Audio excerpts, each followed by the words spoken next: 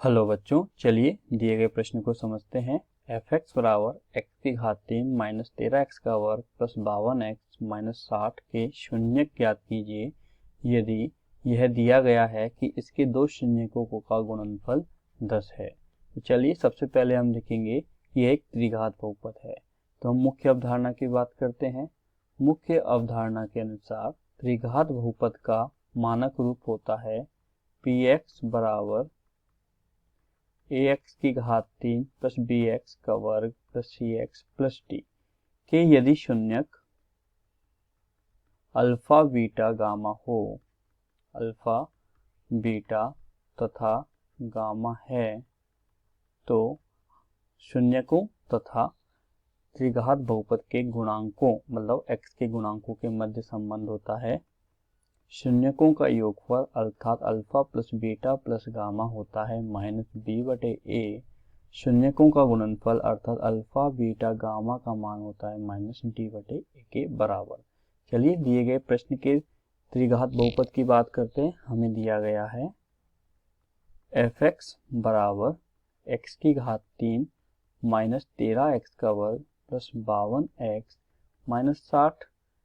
इसको समीकरण 1 मान लेते हैं। समीकरण 1 की त्रिघात बहुपद के मानक रूप ax की घात 3 प्लस bx का वर्ग प्लस cx प्लस d से तुलना करते हैं। तुलना करने पर हमें क्या प्राप्त हो जाएगा, a b c d का मान प्राप्त हो जाएगा। तो a बराबर आएगा एक्स क्यूब का गुणांक 1, b बराबर एक्स स्क्वायर का गुणांक माइनस 13, c बराबर x का गुणांक 52, d बराबर माइनस का 60 अर्थात अचर पद। चलिए हम देखते हैं। हमें दिया गया है प्रश्न में, हमें दिया गया है शून्यकों का गुणनफल क्या है, 10 है। तो माना कि अल्फा तथा बीटा का गुणनफल क्या हो गया, 10। समीकरण 1 माना है, यह प्रश्नानुसार आया है, प्रश्न में दिया गया है। तो यहाँ से हम क्या लिख सकते हैं, यहाँ से हम लिख सकते हैं बीटा बराबर 10 बटे अल्फा। ये समीकरण 2 हम बना लेते हैं। चलिए हम देखते हैं, हमें शून्यकों तथा गुणांकों के मध्य संबंध हम देखते हैं। Alpha plus beta plus gamma का मान किसके बराबर होगा, माइनस बी बटे ए के बराबर। तो यहाँ से alpha plus beta plus gamma का मान हम निकालते हैं। तो हम देखेंगे बी का मान है माइनस 13, ए का मान है 1। तो यहाँ से क्या लिख देते हैं हम, यहाँ से लिख देते हैं माइनस 13 बटे 1 अर्थात 13। Alpha plus beta plus gamma का मान हमें क्या प्राप्त हुआ है, 13 प्राप्त हुआ है। इसको हम बना लेते हैं समीकरण 3। दूसरा हमें पता है अल्फा बीटा गामा का मान क्या होगा, हमें माइनस का डी बटे ए। तो यहाँ से हम देखेंगे डी का मान क्या होगा, अल्फा बीटा गामा बराबर माइनस डी का मान हमें है माइनस का 60, ए का मान है 1। तो यहाँ से हम लिख सकते हैं माइनस का 60 बटे 1, माइनस पहले से ही है तो ये हो जाएगा 60। अल्फा बीटा का मान समीकरण 1 से हम रख देंगे। तो हम देखेंगे समीकरण 1 से अल्फा बीटा बराबर 10 रखने पर हमें प्राप्त हो जाएगा, चूंकि अल्फा बीटा गामा का मान आया है 60, 10 यहाँ रख दिया अल्फा बीटा का मान, गामा एज इट इज हो जाएगा 60। गामा बराबर क्या हो जाएगा 60 बटे 10 अर्थात गामा बराबर क्या आ गया 6। ये हम बना लेते हैं, हमारा समीकरण नंबर हो जाएगा 4। ठीक है, अब समीकरण नंबर 4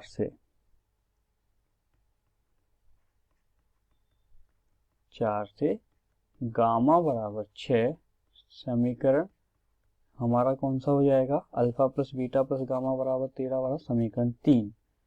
समीकरण 3 में रखने पर यहाँ से हमें क्या प्राप्त हो जाएगा, alpha plus beta plus gamma का मान। Alpha plus beta plus gamma क्या है आपका 13, अल्फा प्लस बीटा गामा का मान रख देंगे 6, इधर हो जाएगा 13। तो अल्फा प्लस बीटा का मान आ जाएगा 13 माइनस 6 अर्थात अल्फा प्लस बीटा बराबर क्या आ गया है आपसे 13 माइनस 6 बराबर 7। यहाँ से हमें प्राप्त हो गया अल्फा प्लस बीटा बराबर 7 हमें प्राप्त हो गया है। ये हो गया हमारा समीकरण नंबर 5। समीकरण 2 से, समीकरण 2 क्या है, बीटा बराबर 10 बटे अल्फा, जो हमने समीकरण 1 से प्राप्त किया है। तो समीकरण 2 से समीकरण 5 में बीटा का मान रखने पर, समीकरण 2 से समीकरण 5 में बीटा का मान रखने पर हमें प्राप्त हो जाएगा अल्फा प्लस 10 बटे अल्फा बराबर 7। हल करेंगे लघुत्तम लेके तो अल्फा स्क्वायर प्लस 10 और 7 में पक्षांतरण कर देंगे तो हमें प्राप्त हो जाएगा अल्फा स्क्वायर प्लस 10 बराबर 7 अल्फा, जिसको मैं लिख सकता हूँ आगे हल करने पर alpha square minus 7 alpha plus 10 बराबर 0। ये हो जाएगा हमारा समीकरण नंबर 6। समीकरण 6 को हल करते हैं गुणनखंड विधि से, तो हम लिखेंगे 7 अल्फा को 2 भागों में विभाजित करेंगे, -5 अल्फा माइनस 2 अल्फा, -5 गुना -2 करने पे प्लस का 10 अल्फा स्क्वायर आ जा रहा है, अर्थात हमने गुणनखंड से ही किए हैं। तो हल करते हैं, उभयनिष्ठ लेते हैं, alpha minus 5 minus 2, alpha minus 5 बराबर 0, अर्थात अल्फा माइनस 5 अल्फा माइनस 2 बराबर 0। इससे क्या होगा, या तो अल्फा माइनस 5 बराबर 0 होगा या अल्फा माइनस 2 बराबर 0 होगा। अल्फा माइनस 5 बराबर 0 पे क्या आ जाएगा, अल्फा बराबर 5, अल्फा माइनस 2 बराबर 0 पे आ जाएगा अल्फा बराबर 2, अर्थात या तो अल्फा बराबर 5 रखेंगे या अल्फा बराबर 2 रखेंगे। तो हम कहेंगे समीकरण 5 से, समीकरण 5 में,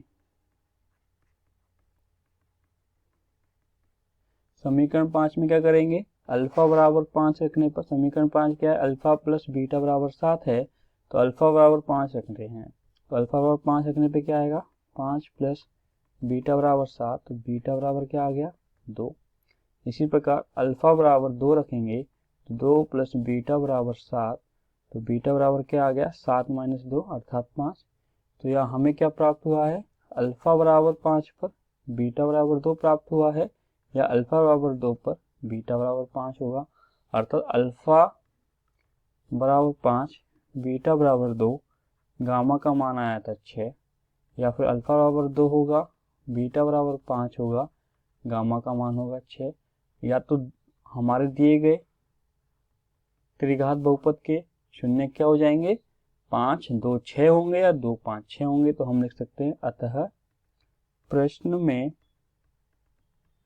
दिए गए त्रिघात बहुपद के शून्यक 2 5 6 होंगे। हमें यही ज्ञात करना था कि दिए गए प्रश्न के दिए गए त्रिघात बहुपद के शून्यक ज्ञात कीजिए जिनके दो शून्यकों का गुणनफल क्या है 10। तो आपने देखा किस प्रकार मुख्य अवधारणा के आधार पर हमने दिए गए प्रश्न को हल किया है, एवं जो हमें जानकारी चाहिए थी शून्यक वो हमने ज्ञात किए हैं, जो हमें प्राप्त हुए हैं 2 5 6। यही हमारे प्रश्न का उत्तर होगा। आशा करता हूँ आपको यह समझ में आया होगा। धन्यवाद।